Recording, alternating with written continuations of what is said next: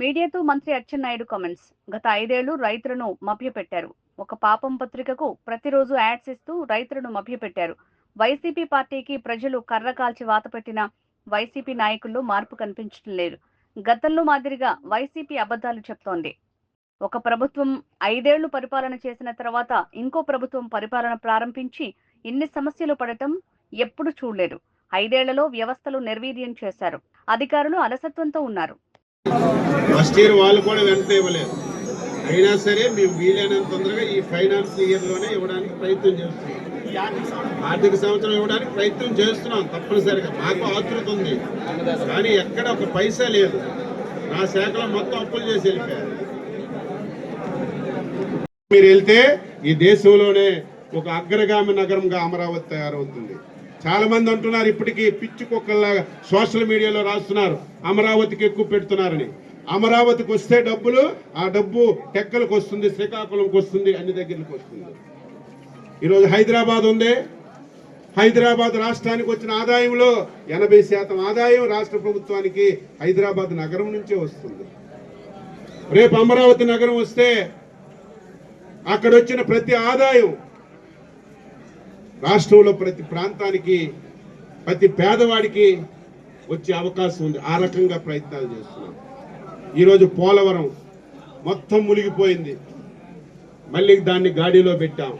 ఈరోజు కేంద్ర ప్రభుత్వం 15,000 కోట్ల రూపాయలు పోలవరంకి ఇస్తుంది, అమరావతికి ఇస్తుంది. ఇవన్నీ లైన్లో పెట్టి ముందుకు తీసుకెళ్ళడానికి ఈ ప్రభుత్వం అన్ని రకాలుగా ప్రయత్నం చేస్తుంది.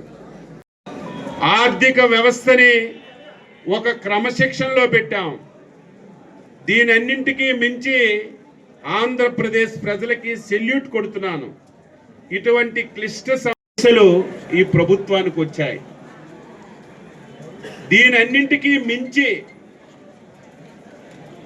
అమ్మ పెట్టదు అడుక్కు తినదు అన్నట్టుగా 5 సంవత్సరాలు ఆంధ్రప్రదేశ్ ప్రభుత్వం ఏమీ చేయలేదు.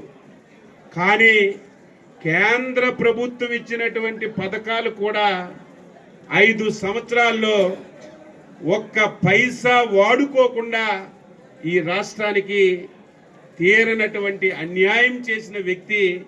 ఆ పేరు నేను చెప్పవలసినటువంటి అవసరం లేదు. రాష్ట్రం బాగుంటుంది, రైతే ఈ దేశానికి వెన్నుముక అని ప్రతి ఒక్కరు కూడా మైక్ దొరికినప్పుడంతా కూడా మాట్లాడుతుంటారు. కానీ ఆచరించి అమలు చేసిన వాళ్ళు కొంతమందే ఉంటారు. గత 5 సంవత్సరాలు రైతుకి మబ్బీలో పెట్టి రైతు భరోసా కేంద్రాలు పెట్టి రైతుకి అన్ని రకాలుగా మేలు చేస్తున్నానని చెప్పి ఒక పాపం పత్రికలో ప్రతిరోజు అడ్వర్టైజ్మెంట్స్ ఇచ్చి ఎవరైతే ప్రభుత్వ నిర్ణయాలు, ప్రభుత్వ కార్యక్రమాలు అమలు చేయాలో అధికారులు అలసత్వంతో ఉన్నారు. వారికి గాడిలో పెట్టి పని చేయాలంటే, పని చేయించాలంటే చాలా ఇబ్బంది వచ్చింది. అధికారుల్ని అస్తవ్యస్తం చేశారు. ఈ రాష్ట్రంలో అన్నింటికీ మించి ఆర్థిక వ్యవస్థ కుప్పకూలిపోయింది. దీనితో పాటుగా చరిత్రలో ఏ ఒక్క ముఖ్యమంత్రి 5 సంవత్సరాల్లో చేయనటువంటి అప్పు గత 5 సంవత్సరాల్లో 13 లక్షల కోట్లు అప్పు చేశాడు. టెక్కల్లో కట్టాలి, శ్రీకాకుళంలో కట్టాలి. అందరికీ నేను పిలుస్తున్నాను, నాకు తెలిసిన వాళ్ళకి నేను పూర్తి సహకారం అందిస్తాను. ఈ రకంగా ఒక ప్రణాళికాబద్ధంగా ముందుకెళ్తున్నాం. 6 మాసాలు అయింది. మీరందరూ అనుకున్నారు అచ్చెన్నాయుడు గారు వచ్చారు, ప్రభుత్వం వచ్చింది, 5 సంవత్సరాలు అచ్చెన్నాయుడికి ఇబ్బంది పెట్టారు, జైల్లో పెట్టారు, కొరడా జులా ఇస్తాడు. మా విధానం అది కాదు. చట్టం తన పని చేస్తుంది. ఇంకా పిచ్చి కుక్కలు అరుగుతున్నాయి. అచ్చెన్నాయుడే మా మీద చేస్తున్నాడు. అచ్చెన్నాయుడు చేస్తే ఎవడు ఇక్కడ ఉండడు. ఎక్కడ అసలు మాట్లాడడం కూడా లేదు. ఎవరికి అసలు కక్ష సాధింపనే చర్య అచ్చెన్నాయుడు దగ్గర ఎవరైనా నేనే కక్ష సాధింపు చర్య చేసి ఎవడైనా ఉంటాడా? నాకు చేసిన దానికి నేను ఎంత కక్ష సాధింపు చర్య చేయాలి? నేను మొన్న అసెంబ్లీలో చెప్పాను, కోపం నరం ఎప్పుడో తెగిపోయింది. మా వాళ్ళు ఇంకా స్పీడ్ అవుతున్నా మనం ఎప్పుడు కక్ష సాధింపు చర్య, చట్టం తను పని చేసుకోవాలి. తప్పు చేసిన వాడు ఎవ్వడూ తప్పించుకోలేడు. మళ్ళీ మళ్ళీ చెప్తున్నాను, తప్పు చేసిన వాడు ఎవ్వడూ తప్పించుకోలేడు.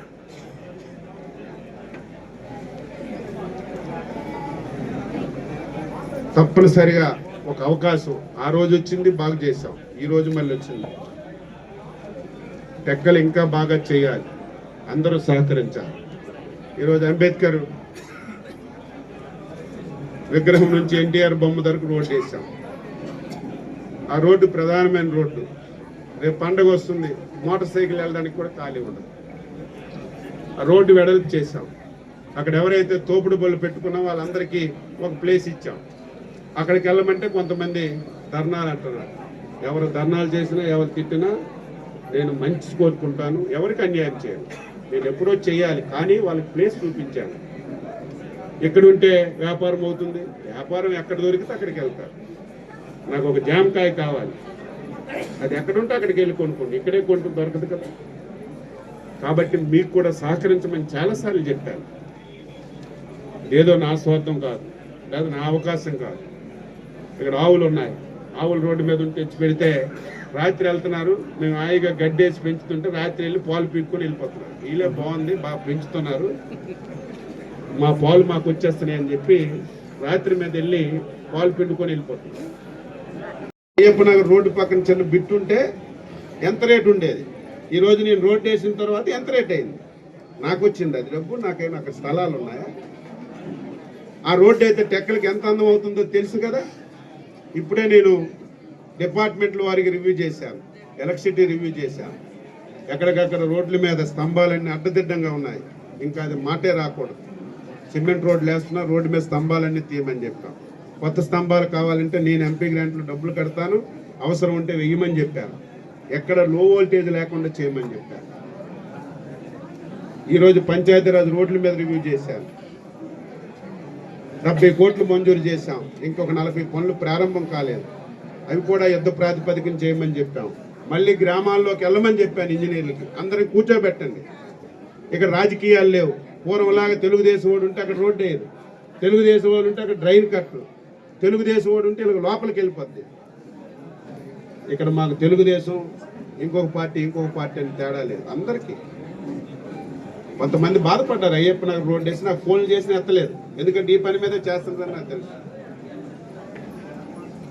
కాబట్టి ఇంకా చాలా నెక్స్ట్ ఉంది ఒకటి, ఏదైతే మన చిన్న బజార్ రోడ్డు ఒకటి ఉంది, బాగా సైట్గా ఉంది. నెక్స్ట్ వైండింగ్ దాని మీద పెడుతుంది. ఏదైతే సినిమా హాల్, ఏ సినిమా హాల్? సుదర్శన్ థియేటర్ నుంచి మళ్ళీ నరసింహస్వామి కోవుల వరకు అది నేను చూశాను. మోటార్ సైకిల్ మీద అన్ని తిరిగాను, నాకు తెలుసు. అన్నీ ఒకసారి కాకుండా ఏదో నక్క చూసి పుల్లని చూసి నక్క వాతలు పెట్టుకున్నట్టుగా అప్పుడు నా టెక్కల రోడ్డు చూసి కొంతమంది పలాసలో నర్సనపేటలు ఎరగొట్టేశారు. 5 మాసాలు నరకం చూపించారు. అచ్చెన్నాయుడు టెక్కల్లో మంచి రోడ్డు వేశాడు.